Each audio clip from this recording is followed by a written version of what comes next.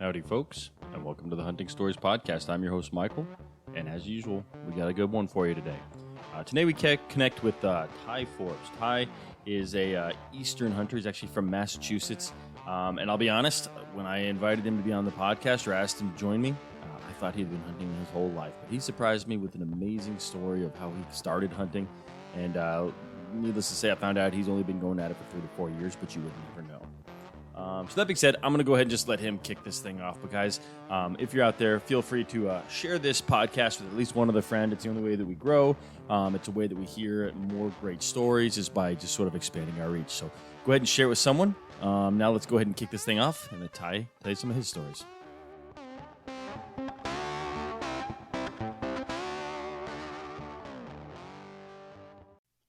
All right, Ty. Welcome to the Hunting Stories Podcast, brother. How are you? What's going on, man? Finally, we got this to work out here since last October. Yeah, I think I've been trying harder than anyone to get on this podcast. And I understand, the season you were going crazy, which I hope we get to hear some of those stories.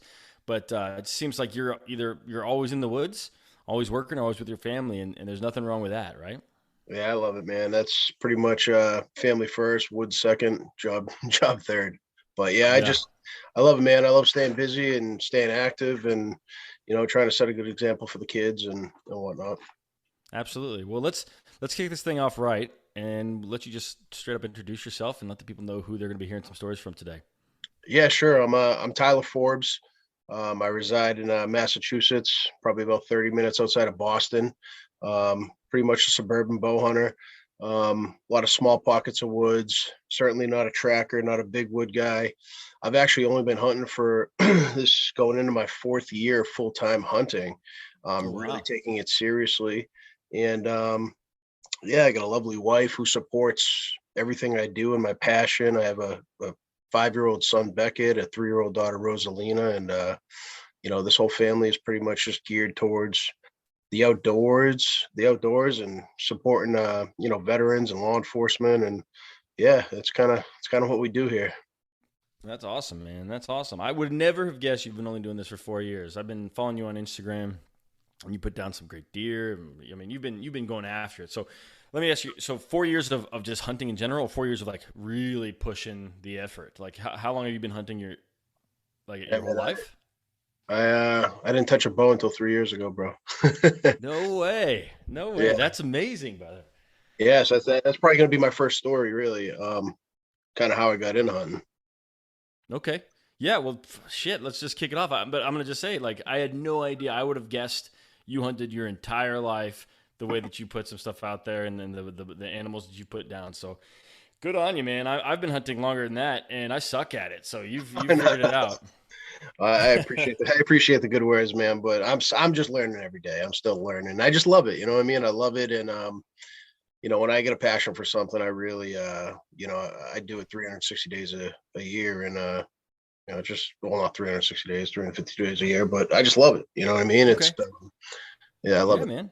Well, let me ask you this. This is an interesting question. What was the catalyst that took you from not hunting until all of a sudden, you're the killer that you are now? Man, so I grew up without a dad until the age of 28 years old. I had a stepfather in my life who was a good dude and did me right and was a great father figure for the 28 years of my life.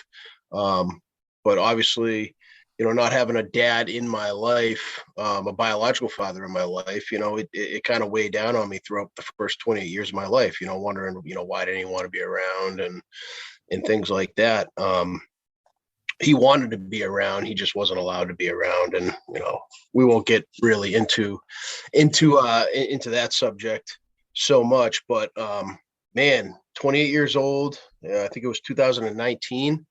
My wife was just like, let's send him a letter, let's send him a letter and see, let's get his side of the story. Let's let him talk. Let's see if he wants to sit down with you and really, get to know you. So yeah, that's cool that your wife was kind of that catalyst to bring that relationship. Yeah, it takes a strong woman to kind of see the pain in her man. I'm assuming that she saw something there. But that's my cool, wife, she's my high school sweetheart. We've been together since I was 16 years old. So Yeah. she's kind of she's my rock. She's been in my life forever, and now we're coming up on 17 years together. Damn. It's half of my life, man. So Yeah. she knows me. She knows me better than I know myself, really. I bet. And yeah, I remember she was just like, let's send him a letter. Let's see what happens. I mean, I had some family issues going on. With my side of the family and whatnot. And, had a feeling that was probably the winch that kept him away. And yeah, sure as shit, dude. Friggin', I sent a letter, and 2 days later, I got an email back from my stepmother, his wife of 30 plus years. And Did you send an yeah, actual letter or did you send an email as well? I sent an actual letter. Yeah. Like an Cool. actual letter via the mail. Yeah. And, Okay. and they sent me an email back. I left my email on there, my address and whatnot, but they wanted to get the response to me quickly, so they sent Yeah. an That's email. reasonable. And yeah, they wanted to meet, and pretty cool. He lives in Massachusetts, probably only about 35-40 minutes away from me. Being a police officer, I knew where he lived. You know what I mean? Like it's not hard to know that stuff. And yeah, so we had my son Beckett in April, and we went up there. Yeah, geez, we went up there 2019, so almost a year later we went up there. Beckett was almost a year old, Yeah. and we met him for the first time. And I've seen a lot of stuff in my life being a police officer and things like that. And that was probably the scariest moment of my life, was to meet my dad for the very first time at the age of 28. Wow, Um, man. I grew up thinking he wanted nothing to do with me. He left me in the hospital, my mother, things like that. So I had a lot of. It was scary, man. And people, Yeah. people that have had a father figure their whole life, they don't grasp that. But it was pretty scary because in your mind you think this person doesn't want to be with you, but you're also scared because if that's true, you don't want to really rehash what you've been thinking your whole life. Yeah. So pulling into his driveway was probably the scariest thing in my life. And I remember I got out of the car, I looked at my wife, I'm like, are we really doing this? Should we just kind of go home? And she said, no, we'll be okay. And we got back out of the car, and man, the what a moment in time. And I'll just never forget his smile, his laugh, his hug. And we cried and stuff like that, and talked. And I learned a lot of things that I didn't know about throughout my first 28 years of life, about him and the things that he tried to do and his trials and tribulations, trying to, be with me and things like that. So that was pretty heartwarming, but also kind of like gut wrenching too, knowing the other half. But it is what it is. I remember that first day I met him. He's a big time hunter. He's a big time outdoorsman, and Yeah. he's a big fisherman. He's got a boat. He does commercial fishing and lobstering, and he was a coon hunter for years with his dog, and just a real big time outdoorsman. And I remember he asked me if I was an outdoorsman, and I said, no, not really. I'm like, I'll fish a little bit in the lakes and things like that. I said, but I grew up an athlete, and pretty crazy. But he watched me through the newspapers and stuff. He watched me growing up from the outside. But I played baseball and football, and I went to college and played baseball, and yeah, so he knew I was an athlete and whatnot, but he wasn't 100% sure if I hunted or anything like that. And I told him I didn't. He asked if I'd be interested in it, and I see all the mounts on his walls, and the mounted big stripers he had and fish he had on the walls, and why would you not say yes? Why would you not say Yeah. yes, I'm interested? You know what I mean? I would have done in that moment. I would have done anything to just get another chance, another second talking to my dad. I mean, Yeah. 28 years stolen. Uh, a lot of things that he missed of my accomplishments in life. It was a pretty surreal moment. So I said, yeah, I'd be interested in hunting for sure. And I remember Viv, my stepmother, and my wife Rihanna. They were chatting in the kitchen, and my dad's like, hey, come out back. So we went out back. He's got a ton of land out back and whatnot, and he brought his bow outside, his old bow. It was a 2015 Bowtech Tomcat, man, like a wicked old bow. And he's like, let's, we didn't even have it sighted in for me. We didn't have the arrows right for me or anything like that. But he's like, hey, let's just shoot, and it was something that we were able to do together, and kind of like talk about life and what it was, kind of what we had missed. And right from that start, I just was like, wow, like, I love it. It felt cool shooting the bow, and he gave me that bow. I have it over here. I don't have it over here, but he gave me that bow, and it's upstairs in my son's room now. But he gave me that bow, and he gave me a target, and at the ending of our first time ever meeting each other and talking with each other and whatnot, I brought that home, and I shot every day. I wanted to. I just wanted to do whatever I could to get myself closer to him every day. So I just kept shooting every day, and this was I think it was March. So my goal was, man, by the fall of 2019, let's roll. I wanted to hunt. Yeah. So over the summer we fished and everything. I went out with him on the boat all the time, and we had a good time. And then the fall rolls around, and my first year bow hunting, man, dude, I knew nothing about hunting, like absolutely nothing. He gave me a climber that was like 90 pounds and was about to like fall apart, but I still used it. And I just didn't know really anything about hunting. So that first year, I sat in the tree. I watched a ton of deer. I soaked in the environment. I soaked in the outdoors. I soaked in the woods and the critters waking up in the morning. I soaked up them going back to bed at night. I soaked everything up, and I tried to learn everything from a spectator view that first year. I never raised the bow to shoot it. I never shot the bow. I never got a harvest, nothing. The following year, man, everything changed. I mean, we're going into year 2 with my dad. He's in my life with my kids, my wife, Beckett. We just had our daughter. He's an unbelievable grandfather, father-in-law to my wife. That's amazing, Just a great dude. And man, that second year bow hunting, game on, dude. I tagged out in Mass for $2. I killed 2 doe, and I was hooked. And here we are, 2023. I just had probably my best year ever, 2022, and I'm preparing for a better year, 2023. I bet, man, dude. Ty, that's such a cool story. I mean, it obviously starts with a sad 27-year, 28-year start there. Yeah. But like, no one ever would expect such a beautiful, like, blossoming. Like, it's your personality, right? Like, it's who you are now as this hunter, and it's obviously in your blood, right? It's Yeah, I mean, that's dude, one of the coolest stories I've heard. I've been doing this for a year, and I've heard a lot of stories, and I don't think any of them made me like just like feel, I don't know, warm and fuzzy. I don't know if that's the right term, yeah. but I felt warm and fuzzy feeling what you were telling me there. So that's super cool, man. Yeah, I get chills talking about it all the time, and Good. it's just me and my dad still go in the woods together. We were just in the woods yesterday turkey hunting, and Yeah. it's just it's funny, man. It's just it's surreal, dude. It's so surreal, and it's just it's like, yeah, we may have lost those first 28 years of life, but now it's game on for the rest of our lives. So it's pretty special, and definitely I don't take any day for granted, for sure. That's a Yeah. fact. That's cool, and it's amazing that he's such a good grandpa too.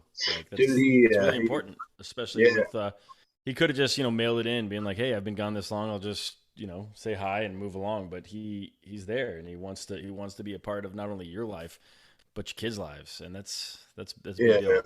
yeah. Yeah, for sure. He's an unbelievable grandfather, and he's just a good guy in general, man. He's always happy. He's always go lucky, and Yeah, we actually, Forbes wasn't even my last name, man. It was after we met him, after like a year and a half, 2 years. Our kids were young. We decided to change our name from McElman to Forbes, just to make sure that that was my biological name and the right name, and we wanted our kids to grow up with the blood that they had and the yeah. actual name. So there's been a lot of changes in my life throughout, and I don't regret anything. Yeah, for sure, man. I would say, I mean, this is a little off subject, but when you sent me the email that sent you the invite, I was like, I'm confused by this email address, but Mhm. because you obviously Yeah. changed your name. But Yeah. cool, man. Well, I have a million questions, but that's not really why we're here. At some point, I'm sure I'll ask them to you. But really, what we want to get into is more your hunting stories, and that was Yeah. by far the coolest "How'd you get into hunting" story I've ever heard, and probably anyone that's listening's ever heard. But why don't you dive into it? I know you wanted to tell about your first hunt. Yeah, man. Let's talk about my first harvest. So I was going into my like second year hunting. At this point, didn't really know what scouting was. Didn't really have many trail cameras. Didn't really know much about anything other than what I observed and spectated the year before. Mm-hmm. I shot a lot in the off season to prepare, but from like finding sign and things like that, I didn't even know what a scrape was. But hey, whatever. Our first hunt, I think it was like October 9th. Me and my best buddy there, John, he had been hunting for a few years, and he's like, hey, well, let's go hunt together. I'll just go up in the tree next to you and just chill out while you hang out, and if something comes through, shoot it. You know what I mean? So I was like, all right, sounds good. It's my first hunt, and I've never, That's my awesome. first, it's my first hunt of that second year, and I'm like, yeah, let's go have fun. You know what I mean? So we're up in the tree, and I remember he was in a saddle at the time, man, and he got up the tree super quick, man, and I'm sweating bullets because I got my dad's climber that's falling apart. The cables are about to snap. It's like 90 pounds. It's, dude, it's just I was sweating bullets. I'm like, this sucks. Like Yeah, eventually a little this is bit of gonna work to get, get up there. yeah, eventually this is gonna get easier for me. You know what I mean? But I finally got up there, and it's like, I had to go up and then I had to get down again because the platform was like pitched high. So I'm like, what the heck? So I end up finally getting up there and settled in, and my buddy John is shooting the shit from tree to tree, and we're just chatting away. And you know, your first harvest, I don't think it really hits you until afterwards, because I just did not expect to see a thing. Like, I really did not expect this deer, period. I didn't know shit about the wind or thermals or, really nothing. We were just there having a good time in my eyes. So I'm Yeah. sitting in the tree, and all of a sudden behind us, we hear some like rustling in the leaves, and you know, uh, there were some jack pines. There was a ton of jack pines, so you couldn't really see anything, but you could hear something over there. And all of a sudden at like 45 yards pops out a doe. So my buddy's like, hey, there's a doe right there. I'm like, all right, sounds good. I'm like, should I shoot now? He's like, no, no, no, too far. So I did. I'm like, yeah, whatever. He's like, do you have your Let me ask you rangefinder? real quick. I'm trying to picture this in my head, but like I know he's in another tree. Like, how far apart are these trees? Probably like 10 feet, if that. He's Okay. he's Okay. pretty close. Yeah. And I had a rangefinder and whatnot. He's like, you got a rangefinder? I'm like, yeah. And he's like, all right, we'll just, you know, pick a couple trees out in front and out to the left where she is, and try to get a distance within 30 yards. So I'm like, all right, sounds good. So I do that. And all of a sudden she comes in, and she came into like 27 yards. And I had my Bowtech Tomcat, man, that my dad gave me. I used that for my first few kills. Yeah. I used that bow, 2015 freaking Tomcat, 2005, excuse me. I keep saying 2015. It was a 2005 Bowtech Tomcat, dude. Super old bow. We're talking it's 2020 now. And dude, she came in and I pulled back, and I put the sight right on her. I was hoping the arrow was going to hit her. I had no clue where it was going to go because I've never shot an animal before in my life. Dude, I smoked her like, dude, I double lunged her, and she took off. And I just remember she ran circles for like 20 yards, and she legit dropped right in front of us. We saw her drop, and I just remember looking over at my best buddy, and he's just dying laughing. He's laughing. I'm laughing. I'm like, I'm excited, but I'm like, what the hell just happened? Did that really just happen? It was a riot, man. And the whole time, like I feel like the platform of this big clunky freaking climber is like shifting. I'm like, I'm gonna fall. But dude, it was an unbelievable moment, and Yeah. feeling, and dude, that was like I thought I was hooked, and then I got my first harvest, and it was man, it was just crazy. And then I got my first buck, and then I got my second buck, then I got my second doe, and that was the season. So, but that was a big that was a big story of that year. That was a big story of that year, and obviously, my buck, not my first buck, my second buck of that year. Was probably the biggest story of like getting a buck. I was a police officer in the town, in the town I worked as a police officer. I remember driving around during a wicked storm. It was like 2 o'clock in the morning. And I'm driving around doing some building checks at a local place where they're doing construction and stuff like that. There's a ton of woods around. It's a very suburban area, but there's a decent amount of woods. So I'm driving down this construction road, and I look to my left, and I'm using my spotlight to obviously check the equipment that's in the area and make sure nobody's broken into it and blah blah blah. So I see this buck dude laying under this big hemlock, and he's got a nice rack, and he's just staring at me, and I'm like, holy moly, like that's a nice buck. And then he stands up and he walks away, and he had like a limp to him. So the very next morning I had a training, probably like an hour away from where I was, and the training was supposed to go to like 3:30 in the afternoon. And I remember I found out who the owner was of the president of the construction company that owned the development. Yeah. I tried calling him. I called his son. I called everybody that morning on my way to the training to see if I could get permission to hunt here. I ended up talking to the mechanic who got me in touch with his son, who was the vice president and whatnot. And I'm like, hey, listen, I just want to bow hunt. I'm new to hunting, and I'm a police officer in town. Like, I just want to bow hunt. I'm not going to use a gun or anything like that. And he's like, all right, sounds good. Yeah, have at it and have fun. I'm like, all right, sounds good, cool. How big is this property? It's probably like 37 acres. Okay. So not super small, but not big. But it's definitely getting developed now. Now it's like unhuntable. Now it's pretty crazy. But so I'm in training, and all I'm thinking about is like, I hope this training gets out early so I can get back and hunt.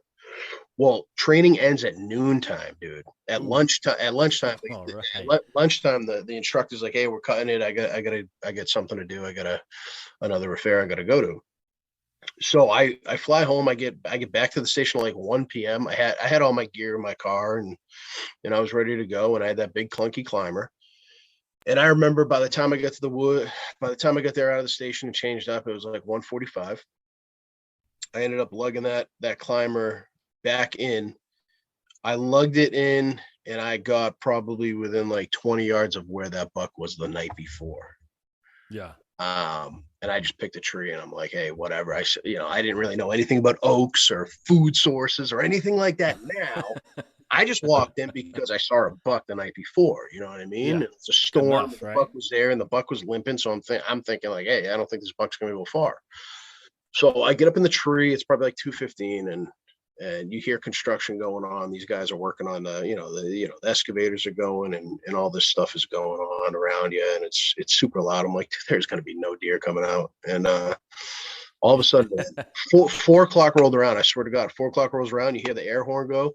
All the machines shut off. Everyone jumps in their trucks, and they all go down that construction access road. And now it is quiet as can be. It's like 4:05, and it is quiet. And 4:15, I look at my phone. 4:15 rolls around. I look at my phone, and 2 bucks come over, and then another buck comes over this draw right into this oak flat where I am. And I'm like, wow, like that. It was like these deer pattern people so good, and they just pattern everything so good. Like I remember just sitting there in my stand, and I'm like this is legit a game of chess. Like this is what I love about this. And Yeah. That's so cool. I remember just standing there, dude, and my bow was in my left side. It should have been on my right, but it was on my left side. And I remember just sitting there, and I'm like trying not to move. I'm getting like cramped because I'm like super still. And yeah, man, one of the bucks was the buck that I saw the night before. I had that Was buck. he the nicest of the three? He was the nicest of the three. Okay. And they were feeding, and the 2 other bucks started going back into the swamp, and I saw him starting to slowly make his way back to the swamp following those other 2 bucks. They probably caught my wind or something like that, but I didn't know anything about the wind at the time or how to play it. And I just remember I was like, if he comes into that opening, heading back to that swamp, I'm just going to let him have it. And I think he was at like 24 yards, 23 yards. And did I smoked him. And That's uh, I, awesome. I thought I heard him crash. I wasn't sure.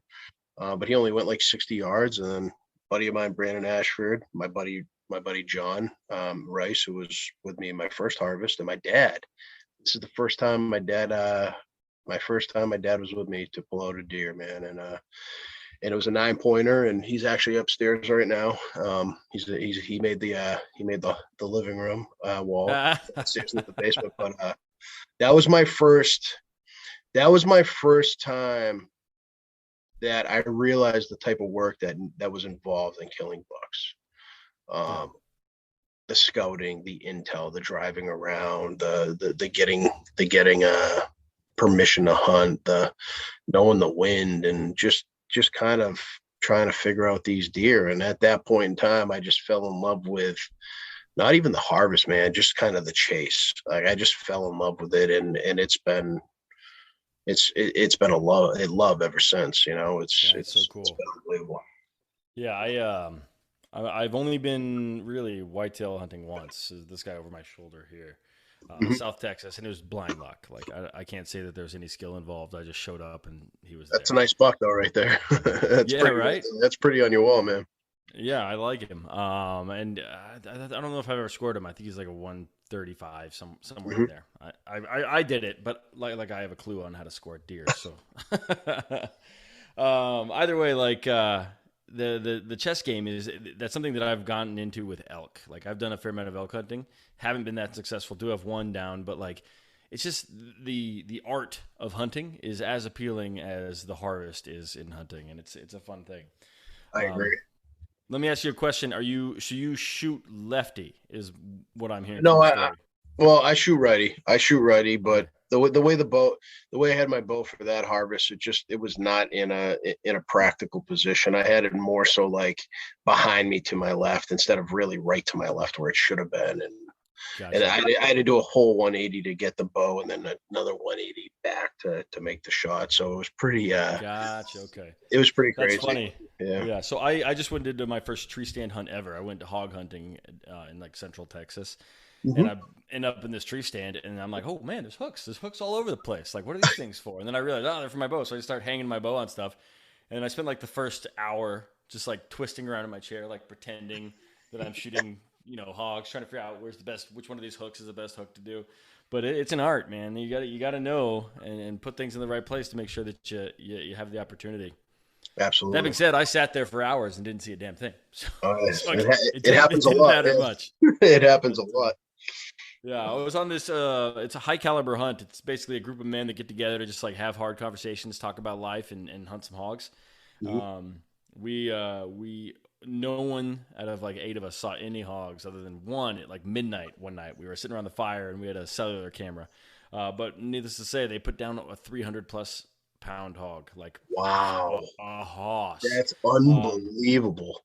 Yeah, and I'm gonna save that story for another podcast. Maybe I'll tell you afterwards. But Wow. he was castrated. He had one of his ears cut off, and he was a monster, just a Wow. monster. 300 And pounds. yeah, it took two guys tried to get it up and into the like Ranger to get Hmm. it back to camp. Two guys couldn't lift it.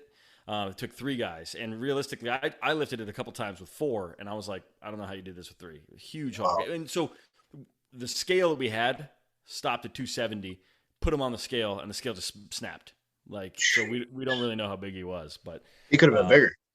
could have been over 300. Definitely Three, over 300 300. plus, yeah, 300 plus, 300 plus pound hog is insane. Yeah, my understanding is that like whoever found him cut off his nuts. Apparently, when you do that, they no longer are worried about ladies, meaning they don't lose a lot of weight So they just get in fat. running around, so they just gain weight. And this is the first wild hog, and I've seen probably 15 to 20 wild hogs cut up. First one I've ever seen that had full on bacon. Like normally they're too lean to have bacon, but this guy he was. Wow. I mean, I think the best word is a porker. So right. Yeah. Yeah. No pun. No pun intended, right? Right, right. But yeah, man, dude, that's cool. So what did that deer score? Your first Actually, deer? I never got him scored. He was a 9 pointer. Good for Pretty you, nice man. deer. He's probably like, I don't know, maybe 110, 115, right around there. Maybe a little Yeah, 105, 110, 115 in that range. Yeah. Nothing crazy, but for me, I mean, that was a big Yeah. deer. You First know what I deer? mean? That's awesome. Yeah, I mean, that was a big buck for me. That was my second buck that year. My first buck was a small 5 pointer. Okay. Um, but that was like my first. That was my first like taste of chasing a buck. Like I saw him the night before and I killed him within 24 hours. That was pretty special to me. And then this That's past really season, cool. yeah, and then 2021 was a good year. Um, other than just spending some time with my dad and friends in the woods. Really no big giants. I missed a really big deer. It was a low shot and that sucked. But going into this past season, 2022, it's actually funny. The deer we were just talking about that I was able to kill in 2020, as we were waiting on the construction road to go in there and get them and bring them out, drag them out. My buddy John was looking down the construction road with his headlamp, and a massive buck walked right across the construction road, and Of course. he's like the G3s just were pointing. They were big, they were nice, and I was like, ah, yeah, hopefully I can get a buck like that, next year because I was tagged out at that point. So I ended up, because of that buck that John saw, I ended up throwing a couple cameras out there for the rest of December, and I still was on doe patrol and whatnot, so I still sat in that area.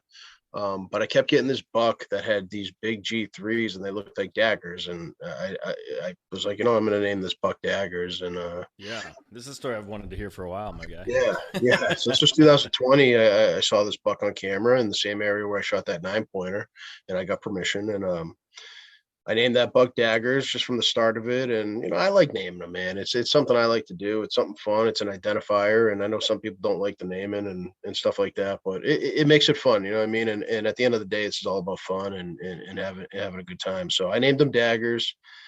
And I had them on camera a bunch through December. And I remember sitting in the stand trying to get a doe end of December. And I remember he walked by and I couldn't shoot him because I didn't have a buck tag. And he just Ooh, he you just already looked. burned him that year? Yeah, I could have shot him that year, and he looked great on the hoof. And that was the last time I saw him. Um, I had him on camera. I actually, after that season in 2020, I never shed hunted before in my life. I'm still new to hunting. I didn't even know really what shed hunting was, but they were like, hey, if you just walk around the woods, you can find antlers. So I remember one day it was pouring rain, and I told my wife, I'm like, hey, I'm just gonna go get some exercise and go for a walk and try to find some antlers. I don't know if I'll find them. I don't even know what I'm looking for. And dude, sure as shit, in that same area, I found Daggers, his right side of his antler, and immediately again, I was hooked on this deer, and I found Yeah. his right antler. I couldn't find his left antler. But going into the 2021 season, I had him on camera, man, maybe like 5 times tops, not a lot. He just kind of like disappeared. The acorns were garbage that year in that area, and that whole parcel was basically all oaks. And I got probably an additional 8 pieces of private property permission surrounding that piece, so I had a lot of land there. But the oaks just weren't good, and this is 2021 is the year I really started to dive into filming and really studying these deer and scouting and looking at topography maps and e-scouting. And I really I really became obsessed with this.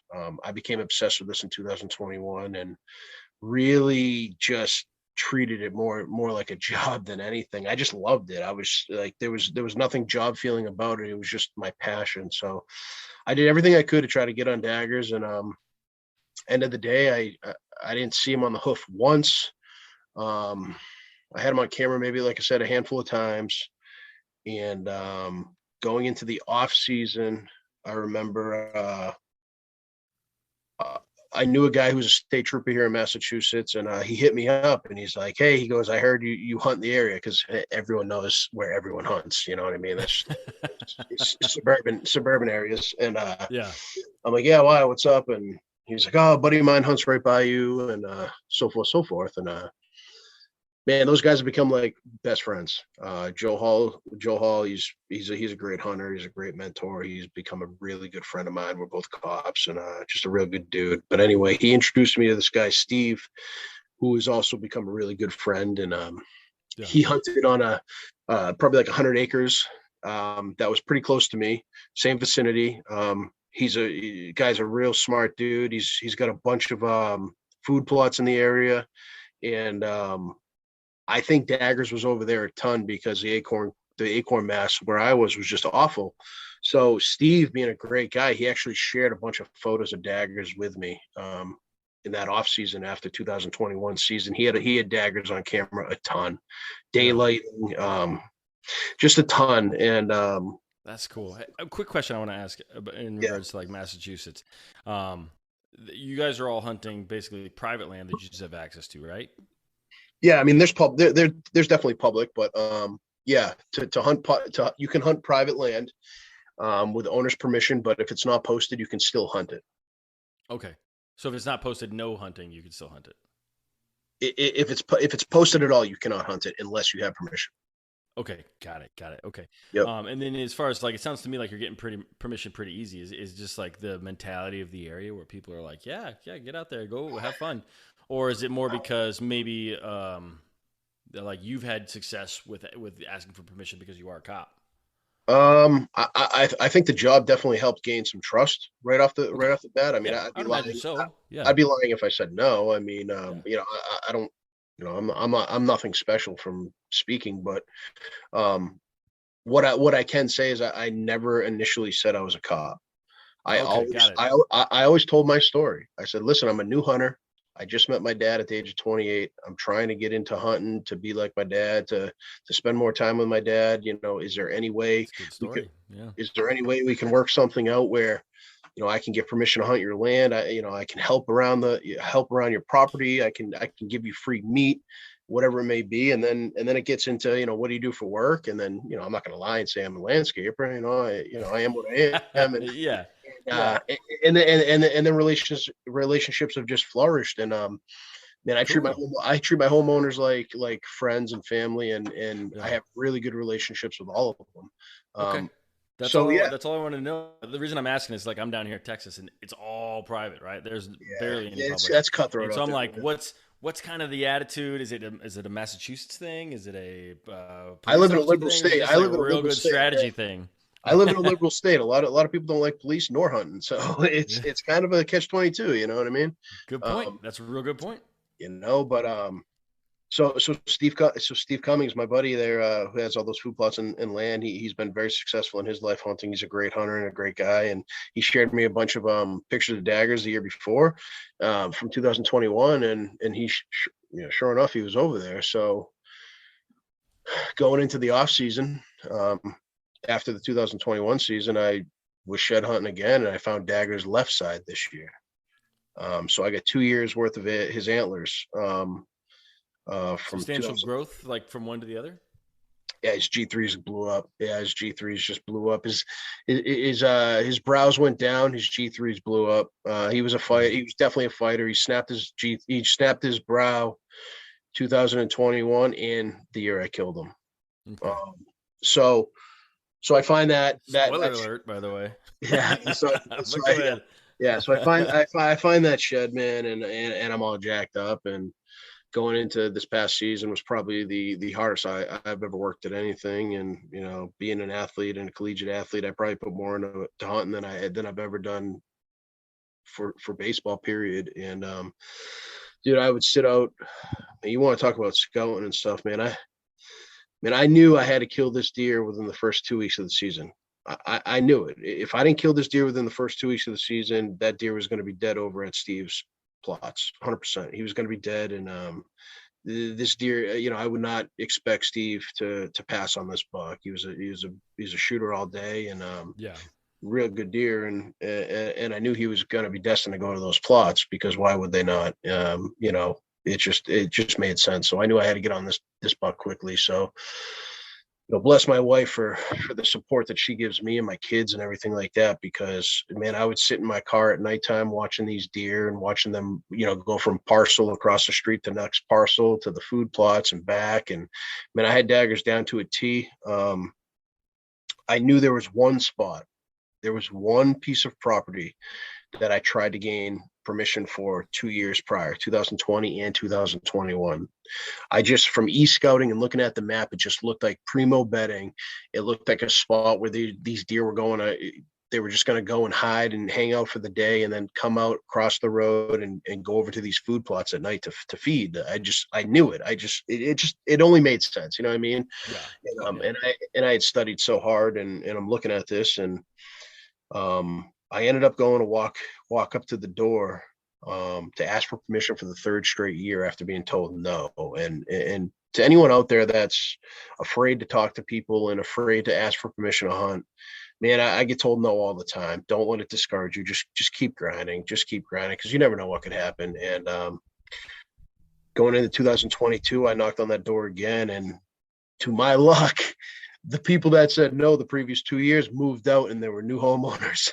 So there you go. So these people were cool people and they were like, hey, you can go hunt there, go ahead, you can hunt there all you want. So I'm like, all right, cool. So that was a start. So I went back there and hung a couple cameras and man, like 3 days later, Daggers just boom, like he's there. I'm like, okay. And this is like summertime. So, but you're after the same buck for 3 years. You had, little things on these deer stick out. I knew it was him, and he just kept getting bigger and bigger. So I'm like, all right, to hunt here, I need to get more permission. So I'm at the legal distance from dwellings to be able to hunt here. So I ended up getting 1, 2, 3, 4. I ended up getting 4 more pieces of property to hunt. I ended up getting 4 more permissions on the 4 pieces that abutted this one piece. So I ended up getting what is the legal distance? 500 feet. 500 feet. 500 feet. Okay. Got it. So I ended up getting 5 total pieces of property that basically abutted each other to hunt this one parcel to go after daggers. So it was just a lot of work that went into it, and it just shows that over time it's things take time. You know what I mean? Things take time, and so man, he's on camera every morning, every evening. Man, I have him patterned daylight. It's just everything's great. Opening day comes around in October, and I'm right in that stand where he's been daylighting every single day. And I get in there in the morning and I don't see anything, a couple does.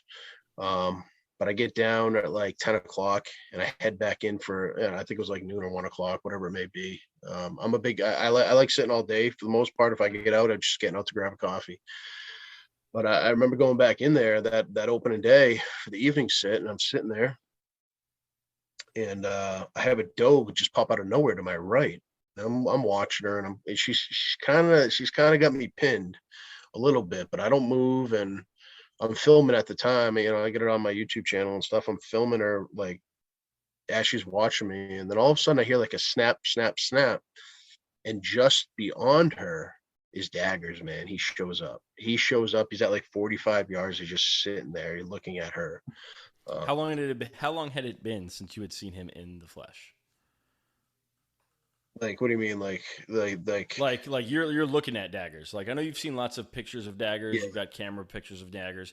How long had it been since you'd actually seen him? So I've only seen him on the hoof. This was my third time. The first time was 2020 from the stand.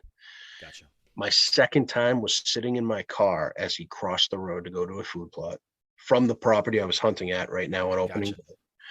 And then I saw him now. So my heart's pounding. I bet.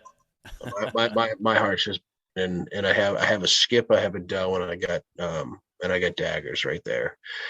And I'm just thinking he's coming from my right. So I'm thinking, man, this is not going to be an easy shot if he comes in here. But long story short, man, it was only like 1:30, 2 o'clock in the afternoon. It was like 30 minutes after I got in there. So he came out for just a midday snack, and he was eating the maple leaves off the trees and just whatever else he was eating for vegetation, and he went right back up to the Oak Ridge with some pines and whatnot and bedded down for the rest of the day. 5:30 rolls around. I see him coming from my left now, down off that oak ridge. And right in front of me at like 60 yards is this open, like just think of like oaks and saplings all around. It's very thick, but in the like 60 yards in front of me, due north, is probably like a big opening with just a bunch of like tall like switchgrass and whatnot, just there. So he comes from the left off that ridge, and man, I got probably like 30 minutes of footage of this deer, man. He just came in and owned the place. He made scrapes, he's eating maple leaves, he's just tearing the place up in that area, which was 60 yards. So I had no shot. And this is 5:30, so I'm like, this is perfect. The doe was in there too. The doe came right to me, and he's watching the doe. I'm like, man, he's gonna come right here. This is gonna game over, open day, right? So he's just he's working the edge of that open like little switchblade, that basically tall grass area. He's just working it and eating and scraping and doing the whole 9 yards. Man, that grass was probably like chest high. 5:30, he came in. By 6 o'clock. Dude, he bedded down at 57 yards in front of me. He bedded down on that tall grass, and he sat there until I had to sneak down out of that stand at 7:30 p.m. God, that's brutal. Yeah, so I'm just watching. I'm watching him, and I'm like, "You got to be shitting me! You kidding?" Like I honestly wanted to just let one rip, just like anyone else would want to let one rip. I've been trying to get this buck for 3 years. This is my third year. He's in front of me at 57 yards. He's been there for 2 hours. Like, are you kidding me? It was just, it was crazy. But I just, another day, and I lowered my bow and snuck down. Good for you. That's tough. I was just thinking. I went to a total archery challenge in San Antonio last weekend. And I don't think I took a shot under that distance the whole weekend. So good for you to like have the mental fortitude to go, no, that's not my effective range. Yeah. And I'm still new to hunting and stuff. I didn't feel comfortable taking that shot, and I didn't want to wound him either. And I wanted a vital hit, and he was kind of like he was laying down with his back to me. Like I got great footage of him. I mean, just unbelievable. It was just that was a victory for me. That was a victory. It really was a victory, and it was pretty special. But the wind was in my favor. I snuck down. I got out of there. He didn't know anything about it. And October, like 3 days later, I hunted there again the next day. I had a shooter come into 40 yards. He was just straight up and down to me, and I didn't shoot because it wasn't a good shot. I didn't, and he just kind of walked back to where he came from with a skip, and skip made him flinch, and he just took off, and that was it for that day. And I took the next day off. No, I hunted the next day. I didn't see anything. And then the 7th, the night of the 6th, I had to work at the PD. I took a detail, an overnight detail. So I got into work late, 11 p.m. or something like that. I can't even really remember. And the detail was supposed to run till like 6 in the morning. But I always have my hunting stuff in my car. So I remember sitting in my cruiser, and I'm like, man, it was kind of like rainy and drizzly. I'm like, this would be, tomorrow's gonna be a shitty day anyway. It ain't gonna be a good day to hunt. It's gonna be in the 70s. October 7th, it was gonna be so warm. I'm like, screw it. But I knew over the summer there was a swamp that daggers went to quite a bit when it was hot. It was probably about a quarter of a mile away from where I saw him opening day. And I remember July, I set up a set. I put a set up in that swamp, man. I just said, I'm going to put a set in here. I may never use it. I may never sit in this stand at all. But on a hot day, if I get him on camera anywhere near this spot, I'm going to be in that stand, because he's probably going to bed down in a nice cool place, a wet place, a swampy place when it's warm. Yeah. Well. Dude, it's hot as heck that night. I'm sitting in my cruiser, and it's like 4:45 in the morning. They call the detail. I get back to the station by like 5:15. I put my hunting gear on. I ended up going to hunt. I went right to that swamp on October 7th. And I never would have if it wasn't going to be a warm day. I never would have gone there. I probably would have taken the day off, to be honest, because I was, I wanted to be with the family too. I don't want to neglect them. And but I knew I had to be there. Something told me just go, and it was actually I got in there later than I even like to get in there. Like I like to get in the stand like super early. It's just what I do. And but I remember I got in there a little late. It was like 5:50, 6 o'clock. It was kind of late. And as I'm walking into the swamp on this little clearing that I made to get in there, I jumped a deer. I didn't know what kind of deer it was. I didn't know if it was a doe. I didn't know if it was a buck. It was so dark. I had no clue. But I jumped a deer, and I like to think it was daggers. I don't know for fact, but I like to think that. Um, but just backtracking, when I was at my detail, I had a camera 800 yards away from this swamp, and daggers showed up on the camera in the oaks. So I knew daggers was in the area. Okay, so that's why I went to the swamp as well, and it was a hot day. So I get Are these cellular cameras, or are you checking the yeah, cameras? yeah, it was a cellular camera. Okay, I got gotcha. the picture while I was in my cruiser, and I ended up going in the swamp, jumped a deer, didn't know what it was, got into my stand, and dude, by like 7 a.m. it was already super warm. It was like 65 degrees. It was hot, buggy, Oof. mosquitoes everywhere. It was terrible. And like early season in Massachusetts, it can be really warm, and I remember just sitting there, and I'm like, man, this is like kind of brutal, you know what I mean? And I had my GoPro and I had my phone, which is a great. It's an iPhone 13 Pro Max. It's great. It takes great footage and whatnot. And I just remember, um, I remember not having my primary camera because I worked the night before. I wasn't even going to hunt, and I had no batteries and whatnot. But I remember just sitting there, and like 9 o'clock rolls around, I didn't see anything. I texted my wife, and I'm like, "Hey, babe, I'm getting down. I'm going to come home and hang out with you and the kids, and we're going to have fun today." Blah blah blah. As I take my arrow out of my bow, I throw it in my quiver, and grab my bow. And before I let down my bow from my stand, every single time I do a 360 and I look around. It's just what I do. I always look around because, Good habit. dude, weird shit happens. You know what I mean? So I just always look, and I turned, and I saw like a leaf. I just saw something just like made my eyes look somewhere, and I looked, and I saw like leaves moving, and then I saw an antler. I didn't know what antler it was. I didn't know what deer it was, but I knew it was a buck. I knew it was an antler. So I sat there. I texted my wife. I'm like, hey, I'm hanging tight for a little bit. So I don't know what deer it is. And that was at 9. The deer bedded down, whatever the hell deer it was. It was daggers. So 11 o'clock, 11 o'clock rolls around, man. And I still don't know what deer this is. Like, I don't know. 11 o'clock rolls around, and there's like probably like 600 feet, 700 feet away, there's this like old rundown building that it's vacant. But for some reason that day, landscapers came there to mow the grass. Now that grass is like waist high all summer, but today they wanted to mow it. So I'm standing there. I'm like, oh my God, man, I just waited here. I could have got out of here. I just waited here. Now these landscapers are coming out here. They're probably going to bump this deer back from where it came from. Like, wasted hunt. Well, 11:30, 30 minutes later, I get my binos out, and I see a guy walking down the back area to like hit the swamp edge with his weed whacker. And I'm like, oh shit, here we go. Throw the GoPro on my bow hanger, and I'm just like, let's see what happens. All of a sudden he's coming down. I see this deer stand up. It's daggers. I saw him from my eye. I'm like, oh my God, that's daggers. It's daggers. How far away is daggers right now? 95 yards. Okay. Yeah, no, probably like 90 yards, 85 yards. Okay. Something like that.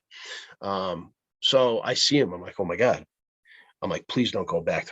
Please don't take a right. Please don't go right. Please don't go right. Come towards me. Come towards me. Well, the way this landscaper was coming, he must have been angled perfectly because Dagger stood up and he slowly started walking down to like this little creek.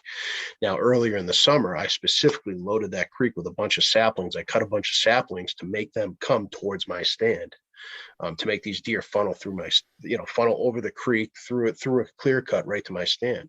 So he goes down to that creek, and sure as shit, dude, he leaps right over the creek, right where I clogged that run, and he comes right down the run, right towards my stand. And I mean, dude, I remember I just saw in the video on YouTube, you hear me saying, I'm like, it's daggers, here he comes. And I pull back. I already knew the distance of where that run was. It was 21 yards, 22 yards. I just pulled back. As soon as I saw his antlers, I saw his body. I just went, Matt. he stopped, and I smoked him, dude. And Oh man. I smoked him, and he went about 60 yards. Obviously, I didn't know that until I got out of the woods right away to give him time to expire, and call my dad, and called my buddy Nate August, my buddy Jake Bennett, and Ryan Young was there, Joe Hall was there, Chris Keckler was there, dude, all these guys that I love, they're good friends, and they're part of my journey too. And called my wife, obviously, right away. Called my wife from the stand. She's the first person I always call. And my dad ended up coming, and man, it was bittersweet. We dragged him out. He dressed at we thought it was 196. The scale was wrong. He dressed at 206. Woo. October 7th, he dressed at 206. Still had his summer fur, and man, he was great. He's also on the wall upstairs in the living In the room too. living room. That's awesome, man. That's cool. You know what's funny is I often when I'm like talking to my podcast guests before, I'm like gritty details. I want the gritty details. Yeah, Like what I love about this story is that like you put so much effort into the gritty details yeah. that you didn't miss anything. Like you didn't skip over. You were talking. Oh, that was awesome, Ty. Man, I appreciate it, man. I'm so happy to finally hear that story. I was paying attention when you killed it in October, and I've just been waiting to hear this story. So I deliberately ignore all of these stories and like try not to learn too much if I know someone's going to come on and tell me. So thank you, man. That was Uh, great. Thank you. And dude, that's so cool that you put in all that effort. You know, what do It you was do now? Three years of like chasing that deer. What's next? I have another deer. You got a couple others on the camera you've got named out. I have yeah, I got one deer on our family property that I've been watching for 3 years. This will be the third year, so hopefully I can lay him down. Oh, man, that's cool. That's But so I mean, cool. dude, it's just fun, man. I love it, man. And my son's 5 years old, and man, he's been shooting his bow since he was three. He just man, dude, I don't know, man. It's just I What just kind of bow do you got for him? Because my son's 4, and I got yeah, him one of those like bear bows. You that's know, what he like sh- that, the that's bright what that orange ones. yeah, my son shoots one of the bear youth bows. It's I think it's called like Brave or something like that. He Yeah. shoots the black one, and it's adjustable from 8 pounds to 25. I just left it on 25 pounds, man, and he pulls that sucker back, and he just loves it, dude. Yeah. And it's something that me and my dad were talking about the other day while we were turkey hunting, and he kind of had like a little tear in his eye and stuff, and he's like, what you're doing with Beckett is everything I wish I could have done with you, and Yeah. to all the listeners out there and people that are in the same situations, or may think that somebody doesn't love them, or isn't there for them, or doesn't want to be there for them. You don't know that until you truly get that answer from that person. So if you have a Damn good if point. you, if you do have that thought to reach out to somebody, just do it. Just do it. Yeah. Hell yeah, man. Hell yeah. That's awesome, man. That's awesome. Another question I have for you. It's a little offline of that beautiful message you just had, but like, where did you pick up all of these skills? Like, where did you learn to pattern to do all of the things that you did? Was that YouTube? Was that your father? Or like, where did you pick that up? Or is that just sort of like naturally you thought about it so much that you were like, this makes sense to me, and it just worked out that way?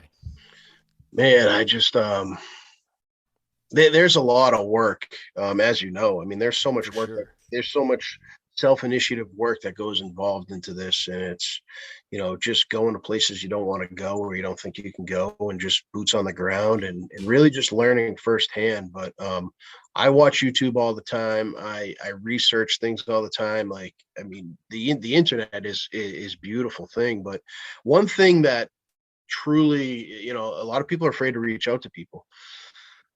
Man, I've reached out to the best hunters, around here in Massachusetts, and you'd be surprised how many people are very willing to help you, and to help you. And I mean, just to name a few, like Jake Bennett, he's a great hunter, and he's one of my mentors. Nate August, Jeff Doyle, Trevor Berwick, Steve Mardick. Um, Yeah. there's just so many people that I can't even. Steve Reese. There's so many people that I want to just scream out to. Pat Burns, but these guys, I mean, just I'm very outgoing, and I feel like picking the brain of a bunch of good hunters is what's going to make somebody a truly great balanced hunter, and that's really what I'm Yeah, trying to do, and and whatnot. But boots on the ground, that's man. awesome. Boots on the ground, being in the woods. That's your best bet to become a better hunter. See it for Okay. yourself. Yeah. No, man, that's I agree with you 100%. Like starting this podcast, no one has said no. Everybody's like, hell yeah, I'd love to talk. I'd love to tell some stories. Like everyone wants them to do that. Now, what I need to do is start a second podcast. It's like how to, because I am very strict with this podcast. It's not about all that. It's about just hearing great stories. Yeah. Um, but everyone I've ever talked to with all of these stories, I'm sure has a million things to share about just like helping the next hunter go along with it. So I think you're right, man. Just don't be afraid to ask someone, and get after it, right? That's it, man. And you're doing a great job with the podcast. I mean, I listen to your stuff all the time. So Appreciate it, man. your podcast is great. And yeah, I mean, if there's any message I can give to anybody, I mean, feel free to reach out to me, through Instagram, and, follow me on Instagram or Facebook, whatever it may be. I'm pretty easy to find, and I'm always willing to talk and help out, and also learn, because I'm still learning, man. I'm going on year 4 here. Right? You're greener than I am. You've obviously Exactly. figured it out. So, well, this is awesome, Ty. So, I don't know if you have any other stories that you want to share. If not, you've been amazing. I Dude, think you've given some really good ones. And I only ask for an hour of your time, and that's where we're at. So, if you don't want to share any others, nothing comes to mind, then why don't you tell the people where they can find you? there's one story I just want to share it just quickly. Okay. Yes. It That's just what I was happened. hoping for. It just happened last week, man. Okay. I took my son Beckett last year when he turned 4 years old in April. I took him turkey hunting and said I'd get him a turkey, and it did not work. And we filmed the whole thing out, and he went kind of viral for crying at the end and whatnot. And I just told him, I said, "Hey, dude, it's gonna happen one day. Don't worry about it." And my whole goal going into 2023, I don't care if I shoot a deer, man. My whole goal going into 2023 was to get that boy a damn turkey in the blind with me as a spectator. That's all I wanted to do, and that's all I wanted to do for him. And this kid eats and breathes it better than me. He loves it more than me. There's Yeah. just his passion and love for the outdoors is unmatched. And dude, the other day I went out opening day solo because he had school. The second day of the season in Massachusetts, I was like, let's go, Beck. He had the day off from school. I took him into the blind. Kid's 5 years old, turned 5 April 22nd. He woke up at 3:45 in the morning with me. Um, Walked out to the blind, man, was quiet, was still, did an amazing job. I'm so proud of him. And two hens came through, walked right by us in the blind, didn't see us. He was really good, stayed quiet, stayed still. Two jakes came through, we let them pass, and then a tom came right behind them. I shot the tom at 21 yards with the arrow, with the bow, and dropped him like instantly. And then another jake came through, and I shot the jake with a bow too, and I doubled up with the little guy. So that's probably, that right there, as quickly as that story was told, that was probably the best hunt of my life. That's so awesome, man. That's so Yeah. awesome. My little guy, he's 4, so about a year younger, Yep. maybe a little less than a year younger than your guy. But I'm determined to get him out this year. I just need to find access. Like I've been Western big game. It's hard to take your son elk hunting when he's 3 or 4. Right. But now that I'm in Texas, I'm trying to get this lease. As soon as I get that lease, that guy's coming hog hunting with me, and I can't wait. And I hope he's okay with me not shooting the animal in the face, because whenever I talk to him about hunting, he's like, "Oh, we'll shoot that deer in the face," and I'm like, Oh yeah. "Well, no," but he's so fired up, man, and That's that's awesome. awesome to hear. That's so And, awesome to hear. and It that's gets what me it's all about, excited. man. It's all about the next generation, dude, and bringing those kids up, and putting them around what we're doing, Yeah, because it's a great thing to do. I agree 100%, man. And it's not about harvesting. It's about being there. It's about being in the blind with the little man or the little lady or whoever it is that you're bringing with them. It's something that I've recently been like, well, I suck at hunting. I'm not very good at it. I don't ever harvest anything, so I don't want to ruin that opportunity by bringing my son. And I'm like, well, yeah, I do, because that's how I'm going to get him addicted to it. That's how I'm going to get him excited about it, and that's how I'm going to spend a lot of great weekends in the future. Um, 100%, man. It's all with about those little memories. people. So It's all cool, about the man. memories. Well, that was a good quick one, and I appreciate you sharing it. That one was as good as all the rest. So, cool, Ty. Well, let's tell the people where they can find you, and then let's wrap this thing up. Get you back to Yeah, that sure. beautiful You family of got yours. You guys can you can find me on Instagram, Ty Forbes Hunting, and Facebook, Tyler Forbes. That's pretty much where you can find me. You can also find me on YouTube, Tall Pines Media. It's basically just a small little YouTube channel for, just some of the harvests that I've had and some of the things that I've put together, with my son, with my dad, and on my solo hunts and whatnot. Awesome, man. Well, I'll put all that stuff in the show notes. So if anyone listening just wants one click, there it is. But Ty, thank you, man. This was fun. This was everything that the wait was worth it, is what I'll say, man. So dude, it's a blast, and the wait was definitely worth it, man. I can't wait to get back on with you. Yeah, bud. Yeah, maybe when you get a couple more years under your belt. I didn't know you were so green. I think we just took all your stories. I'm just kidding. But yeah, man, we'll definitely have you back, especially the way that you go after it. I have no doubt that you'll have plenty of stories for us to hear in the future. Thanks, man. I appreciate it. Thanks for having me on. Yeah, have a good one.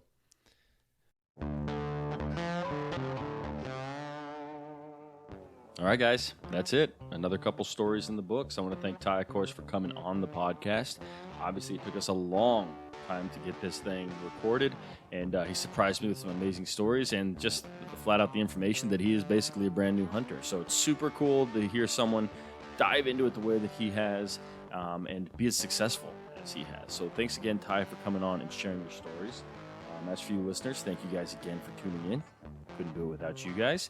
And like I said earlier, please share the podcast. Follow us on Instagram. Check out the show notes and follow Ty as well. But that's it, guys. I'm not going to talk your ear off. Let's go ahead and wrap this thing up. And now you guys get out there and make some stories of your own. Thank you.